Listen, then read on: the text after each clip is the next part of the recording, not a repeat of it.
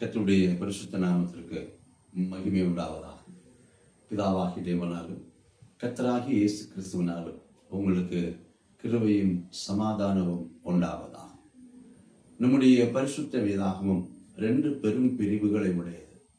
ஒன்று பழைய ஏற்பாடு, இன்னொன்று புதிய ஏற்பாடு. இந்த பழைய ஏற்பாடுடைய நிறைவேறுதல் தான் புதிய ஏற்பாடு என்பதை நாம் புரிந்து கொள்ள வேண்டும்.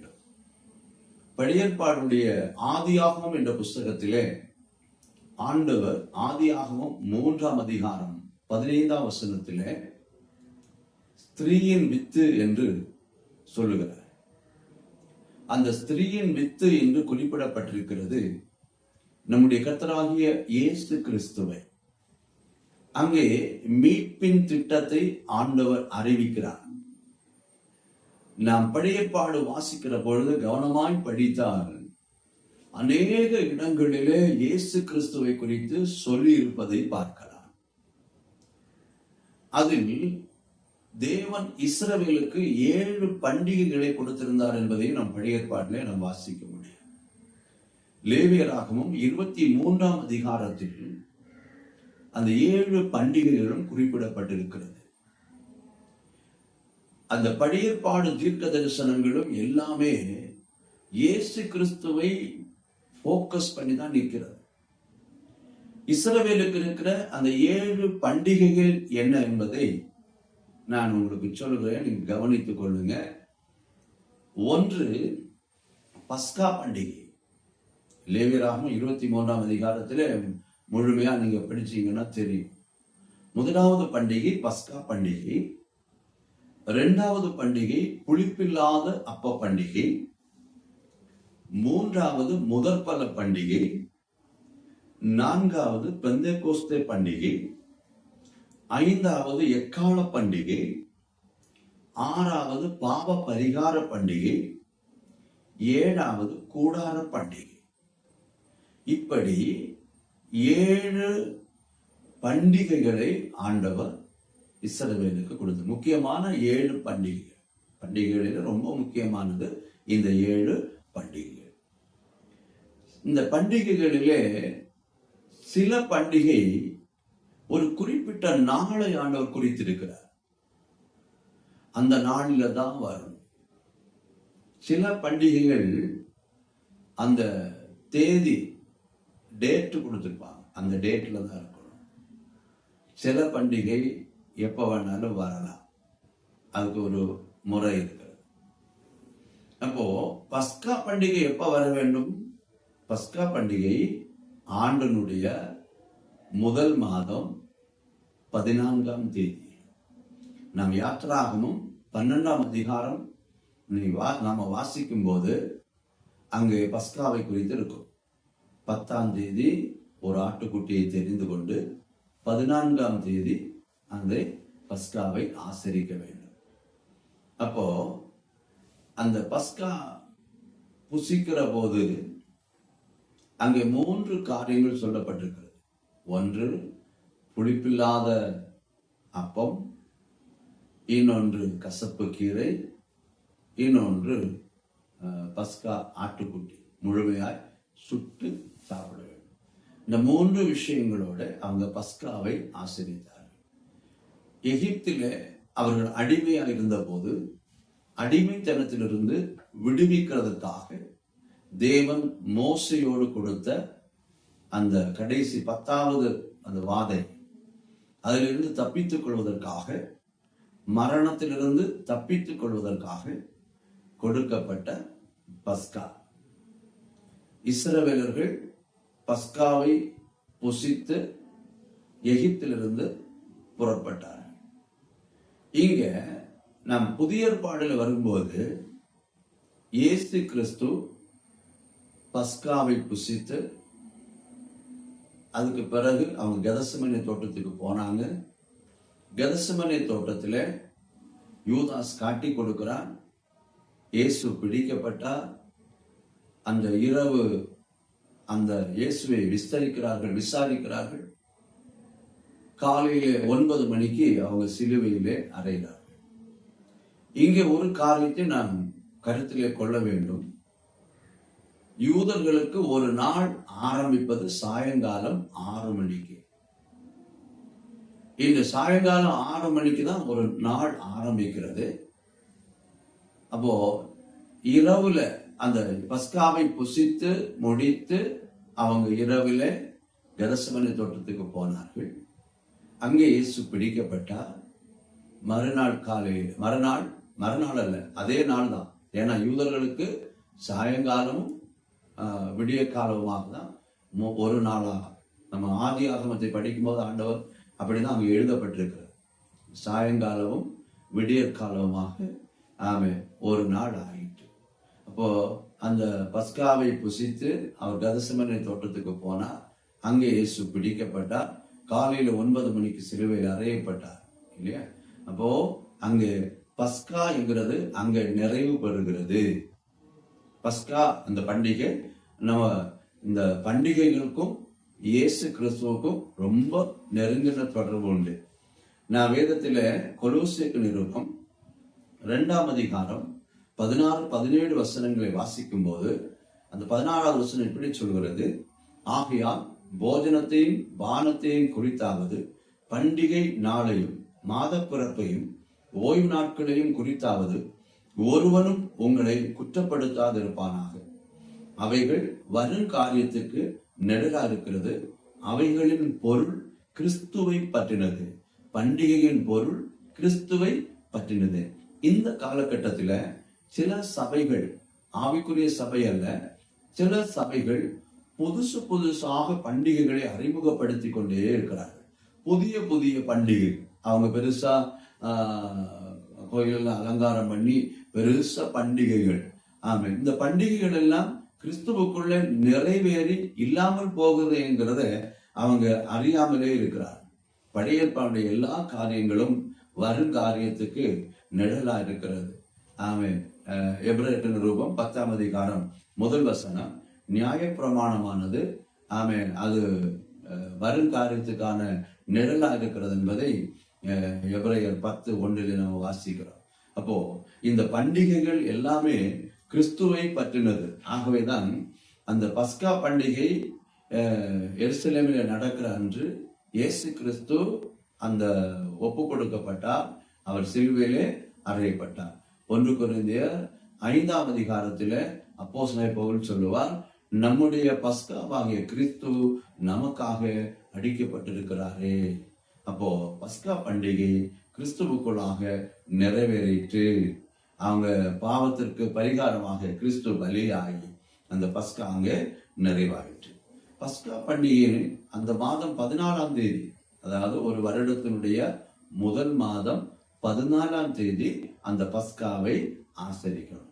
அந்த 15ஆம் தேதிங்கிறது புளிப்பில்லாத அப்ப பண்டிகையா இருக்கிறது. புளிப்பில்லாத அப்ப பண்டிகை. அந்த நாள் பெரிய ஓய்வு நாளாக இருக்கு. நாம ஓய்வு நாளை குறித்து படிக்கிற பொழுது வாரம் வரக்கூடிய ஓய்வு நாள் உண்டு. 6 நாள் முடித்து 7ஆம் நாள் அந்த ஓய்வு நாள் அப்போ அப்படி உண்டு. அதே மாதிரி பண்டிகை நாட்களிலே வரக்கூடிய ஓய்வு நாட்களும் உண்டு.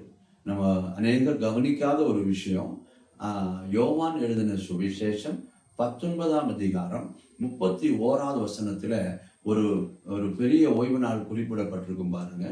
அது இந்த ஓய்வு நாள் தான், புளிப்பில்லாத அப்ப பண்டிகையினுடைய இந்த ஓய்வு நாள் தான் அங்க குறிப்பிடப்பட்டிருக்கும். பலர் அது கவனிக்க தவறுகிறார்கள். அதனால வேதத்தை தவறாக சிந்திக்கிறார்கள். நீங்கள் வேத வாக்கியங்களையும் தேவனுடைய வல்லமையும் அறியாததனால் அல்லவோ தப்பான எண்ணம் கொள்கிறீர்கள் இல்லையா? மார்க் 12:24 வேத வசனங்களை தெளிவாக அறிகிறதுக்கு நீங்க முயற்சி பண்ணுங்கள. யோவான் 19:31 குறிப்பிடப்பட்டிருக்கிற அந்த ஓய்வு நாள் இந்த புளிப்பில்லாத அப்ப பண்டிகையின் ஓய்வு நாள். இந்த புளிப்பில்லாத அப்ப பண்டிகையின் ஓய்வு நாள் முடித்து அடுத்து வரக்கூடிய பண்டிகை இந்த முதற்பல பண்டிகை. முதற்பல பண்டிகை நீங்க பாத்தீங்கன்னா, இஸ்ரவேல் ஜனங்கள் அவங்களுடைய வேளாண்மையில கதிர்களை கொய்து அறுத்தெடுப்பார்கள்.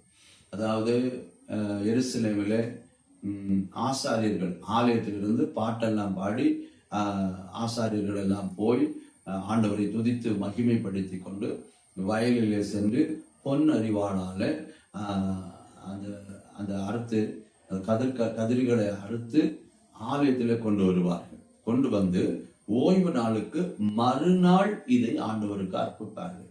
ஓய்வு நாளுக்கு அது எல்லாம் அப்படிதான் வரணும். ஓய்வு நாளுக்கு மறுநாள் தான் முதற் பலன். ஓய்வு நாள் முதற் பலன் அல்ல, ஓய்வு நாளுக்கு மறுநாள். லேவியராகமம் 23:11 தெளிவா இருக்கிறது. இது எதை காண்பிக்கிறது? புதிய ஏற்பாட்டில் நாம் வரும்பொழுது இயேசு கிறிஸ்து ஓய்வு நாளுக்கு மறுநாள், வாரத்தின் முதல் நாளிலே அவர் உயிர்த்தெழுந்தார். மரித்தவருடைய இடையிலிருந்து இயேசு முதற் பலனாக உயிர்த்தெழுந்தார். அப்போ அடுத்து வரக்கூடிய இந்த உயிர்த்தெழுந்த இயேசு ஏகதேசம் 40 நாள் அளவும் இந்த பூமியிலே சுற்றி திரிந்தார். அப்போஸ்தலர் 1ஆம் அதிகாரத்திலே 3வது வசனம், அப்போஸ்தலர் 1:3 இயேசுவானவர் அவர் பாடுபட்டதுக்கு பிறகு 40 நாள் அநேகருக்கு தரிசனமானார். அப்போ முதற் பலனாய் உயிர்த்த கிறிஸ்து 40 நாள் பூமியில அவர் சஞ்சரித்தார். இந்த முதற் பலன் நான் சொன்னேன், இஸ்ரவேலர்கள் தங்கள் கதிர்களை தானியங்களை அறுவடை செய்ய ஆரம்பிக்கிறது. அந்த நாள் முதற் பலன். அந்த நாள் முதல் 7 வாரங்கள் அறுவடையின் பெருநாள். அத பெந்தெக்கோஸ்து நாள்னு சொல்லுவாங்க, வார பண்டிகைன்னு சொல்லுவாங்க. சரியா? அப்போ அந்த 7 வாரம் 7 49. இந்த 49 முடித்து 50ஆம் நாள் பெந்தெக்கோஸ்தே நாள். இந்த பெந்தெக்கோஸ்து நாள், அந்த நாள் விசேஷம் என்ன? தாங்கள் அறுவடை எல்லாவற்றையும் முடித்து அந்த புதிய தானியங்களை இல்லாதவருக்கு பகிர்ந்து கொடுத்து மகிழ்கிற, தேவனை துதித்து ஆராதிக்கிற அந்த நாள். சரியா? அப்போ நாம் புதிய ஏற்பாடுல வரும்போது அப்போஸ்தலர் 2ஆம் அதிகாரத்துல நம்ம படிக்கிறோம், பெந்தெக்கோஸ்து நாள் வந்தபோது வானத்தின் கீழ் இருந்த எல்லா தேவ பக்தி உள்ள யூதர்களும் எருசலேமில் கூடி வந்தார்கள். அது ஏன் அப்படி வந்தாங்கன்னா, பழைய ஏற்பாடுல ஒரு பிரமாணம் உண்டு. யூதா ஜனங்கள் எங்க போயிருந்தாலும் 3 பண்டிகைகளுக்கு அவர்கள் எருசலேமுக்கு வந்தே ஆக வேண்டும். யூத ஆண் மக்கள் எல்லாம் எருசலேமில 3 பண்டிகைகளுக்கு வரணும். 1 புளிப்பில்லாத அப்ப பண்டிகை, 2 பெந்தெக்கோஸ்து பண்டிகை, 3 கூடார பண்டிகை.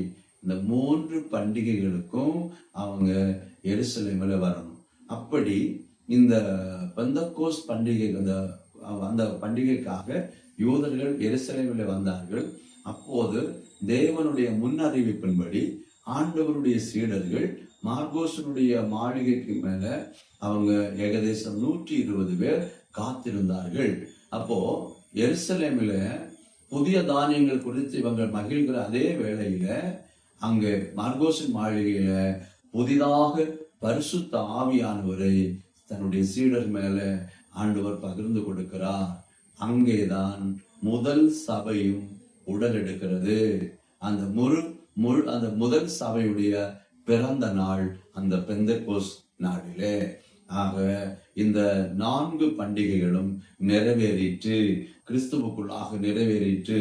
1 பஸ்கா பண்டிகை, 2 புளிப்பில்லா அப்ப பண்டிகை, 3 முதற்பல பண்டிகை, 4 பெந்தெக்கோஸ்து பண்டிகை.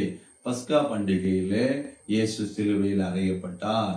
2வது புளிப்பில்லாத அப்ப பண்டிகை ஜனங்களுடைய சுத்திகரிப்பை காண்பிக்கிறது. முதற்பல பண்டிகை இயேசு மரித்தவருடைய இடையிலிருந்து உயிரோடு எழுந்து முதற்பலனானார் என்று 1 கொரிந்தியர் 15ஆம் அதிகாரம் 20ஆம் வசனத்தில் இருக்கிறது. 4வது பண்டிகை பெந்தெக்கோஸ்து பண்டிகை அல்லது வார பண்டிகை. அன்றைக்கு தான், அந்த பெந்தெக்கோஸ்து நாளில் தான் பரிசுத்த ஆவி பூமியில ஜனங்களுக்கு பகிர்ந்து கொடுக்கப்பட்டது. அப்போ 5வது பண்டிகை எக்கால பண்டிகை. அந்த எக்கால பண்டிகை இனி வர இருக்கிற அடுத்த பண்டிகை எக்கால பண்டிகை. 4 கிறிஸ்துவுக்குள் நிறைவேறிட்டு 5வது நிறைவேற நாம் காத்திருக்கிறோம். 1 தெசலோனிக்கேயர் 4ஆம் அதிகாரம் 16ஆம் வசனத்துல நான் வாசிக்கும் போது, கர்த்தர் தாமே ஆரவாரத்தோடும் பிரதான தூத சத்தத்தோடும் தெய்வ எக்காலத்தோடும் வானத்திலிருந்து இறங்கி வருவார். அதுதான் அந்த அந்த அந்த ஒரு ஈவென்றை நாம் எதிர்பார்த்திருக்கிறோம். ஒரு காவல பண்டிகையை நாம் எதிர்பார்த்திருக்கிறோம். அது இனி வரப்போகிறது. 6வது பண்டிகை பாவ பரிகார பண்டிகை. பழைய ஏற்பாடிலே இஸ்ரவேலுக்கு கூடாரத்தில் அவர்கள் ஆராதனை செய்தார்கள். அந்த கூடாரத்துக்கு முன்பகுதி பிரகாரம் என்றும், அடுத்து வரக்கூடிய பகுதி பரிசுத்த ஸ்தலம் என்றும், அந்த திரைக்கு உள்ளாக இருக்கிறது மகா பரிசுத்த ஸ்தலம் என்றும் சொல்லப்படுகிறது. அப்போ இந்த பிரகாரத்திலிருந்து பரிசுத்த ஸ்தலத்துக்கு போகிறது. ஆசாரியர்கள் அங்க போய் அந்த காரியத்தை எல்லாம் பரிகாரங்கள் எல்லாம் செய்வாங்க. ஆனா மகா பரிசுத்த ஸ்தலத்துல போறது பிரதான ஆசாரியர் மட்டும் ஆண்டில் ஒரு தடவை போய் எல்லாருடைய பாவத்திற்கு பரிகாரமாக அங்கே போய் ஆண்டுடைய சந்நிதியில போய் அதை முடித்து விட்டு வருவார்கள். இது இயேசு கிறிஸ்து பிதாவுடைய சந்நிதியில போய் அந்த பாவத்தை பரிகரிக்கிறது. அந்த ஒரு ஞாபகார்த்தத்துக்காக இது வைக்கப்பட்டிருக்கிறது. கடைசியாக எக்காலம் தொழிக்கும் இயேசு வருவார். எல்லாவற்றையும் அவர் பரிகரிக்கிறவராக இருப்பார். 7வது பண்டிகை கூடார பண்டிகை. கூடார பண்டிகை ரட்சிக்கப்பட்ட தேவஜனம் நித்திய ஜீவனுக்குள்ளாக நித்தியத்துக்குள்ளாக கடந்து போகிற அந்த கடைசி சம்பவம். கூடாரம் வீடு, நம்ம கடைசியாக நம்முடைய நித்திய வீட்டில போய் போகிற இடம். அப்போ அந்த முதல் 4 பண்டிகைகளும் கிறிஸ்துவுக்குள்ளாக மகிமையாய் நிறைவேறிட்டு அடுத்து வரக்கூடிய 3 பண்டிகைகள் நிறைவேற நாம் காத்திருக்கிறோம். 4வது பண்டிகையான பெந்தெக்கோஸ்து பண்டிகையும் 5வது பண்டிகையான எக்கால பண்டிகைக்கும் இடைப்பட்ட ஒரு காலம். அது இப்போ நாம வாழ்ந்து கொண்டிருக்கிற காலம். பரிசுத்த ஆவி பெந்தெக்கோஸ்து நாளிலே பரிசுத்த ஆவியானவர் பகிர்ந்து கொடுக்கப்பட்டார். அப்ப இந்த காலம் சபையுடைய காலம், சபையின் காலம் என்று அறியப்படுகிறது. இப்போ ஆத்துமாக்களை நாம் அறுவடை செய்யவும் பரிசுத்த ஆவி பகிர்ந்து கிடைக்கவும் அந்த பரிசுத்த ஆவியை பெற்றுக் கொள்கிறவர்கள் சந்தோஷப்படுகிற ஒரு காலம். இந்த காலம் அடுத்து எக்காலம் துணிக்கும் போது புறப்படுவதற்காக ஆயத்தமாக வேண்டிய ஒரு காலகட்டத்துல நாம் இருக்கிறோம். இயேசு வருவார். வேத ஒழுங்கின்படி பழைய ஏற்பாடுல கொடுக்கப்பட்ட அந்த பண்டிகைகள் அது கிறிஸ்துவுக்கு முன்னடையாளமாக இருக்கிறது. கிறிஸ்து தான் அதனுடைய பூரணம். அது இந்த 4 நிறைவேறிட்டு 5வது வர காத்திருக்கிறோம். ஆகையால் பிரியமானவர்களே, இந்த இயேசு கிறிஸ்து அவர் பூமியிலே வருவார். அப்பொழுது எக்காலம் தொனிக்கும். நாம் அவரோடு கூட சேர்க்கப்படுகிற அந்த நாள். ஆகவே இந்த காலகட்டத்திலே இயேசு கிறிஸ்துவனுடைய 2ஆம் வருகைக்காக அந்த எக்காலம் தொனிக்கும் போது அவரோடு கூட நாம் சேர்க்கப்படுவதற்கு கவனமாக வேத ஒழுங்கின்படி ஆயத்தமாய் அவருக்காக காத்திருங்கள். மற்றபடி புதிய புதிய பண்டிகைகளை உருவாக்கி பண்டிகை கொண்டாடுகிற காலம் அல்ல இது. இப்ப நிறைய பண்டிகைகள் புதுசா அறிமுகப்படுத்துகிறாங்க. ஒரே கொண்டாட்டம் தான். மோசையானவர் தேவனிடத்துல கட்டளை வாங்க சீனாய் மலையில போன போது இங்க கீழே ஜனங்கள் எல்லாம் பண்டிகை கொண்டாடினார்கள். மோசையுடைய வருகை தாமதித்த போது இவர்கள் பண்டிகை கொண்டாடினார்கள். இதுவும் ஒரு அடையாளம் தான். இந்த பண்டிகை கொண்டாடிட்டு இருந்த போது மோசை வரும்போது ஜனங்கள் சீர்கட்டிருக்கிறதை பார்த்து அங்கே அந்த ஜனங்களை கர்த்தருடைய பட்சத்தில் இருக்கிறவர்கள் என்னிடத்தில் வாருங்கள் என்று கூப்பிடுவதை பார்க்கலாம். அப்போ இதுவும் ஒரு நிழலாக நம்ம பார்க்கலாம். இயேசு கிறிஸ்துடைய வருகை தாமதிக்கிற போது ஜனங்கள் புதிதாக பண்டிகைகளை கொண்டாடி மகிழ்கிறார்கள். ஆனால் அதல்ல முக்கியம். கிறிஸ்துவுக்குள்ளாக பண்டிகைகள் நிறைவேறுகிறது. அடுத்த பண்டிகை காகல பண்டிகை. அந்த காகல பண்டிகையில ரட்சிக்கப்பட்ட தெய்வ பிள்ளைகள் சபை ஆண்டவரோடு சேர்க்கப்படுகிற நேரம். ஆகவே என்னை கேட்கிற பிரியமானவர்களே, அந்த பண்டிகைகள் நிறைவேறுவதை புரிந்து கொண்டு சீக்கிரமாக ரட்சிக்கப்பட்டு சபையோடு சேர்ந்து கர்த்தரை ஆவியிலே ஆராதித்து பரிசுத்த ஜீவியத்தோடு கர்த்தருடைய வருகைக்கு ஆயத்தப்படுங்க. கர்த்தர் உங்களை ஆசீர்வதிப்பார். மறுபடியும் மற்றொரு வீடியோவில் சந்திப்போம். ஆண்டவர் உங்களை ஆசீர்வதிப்பார்.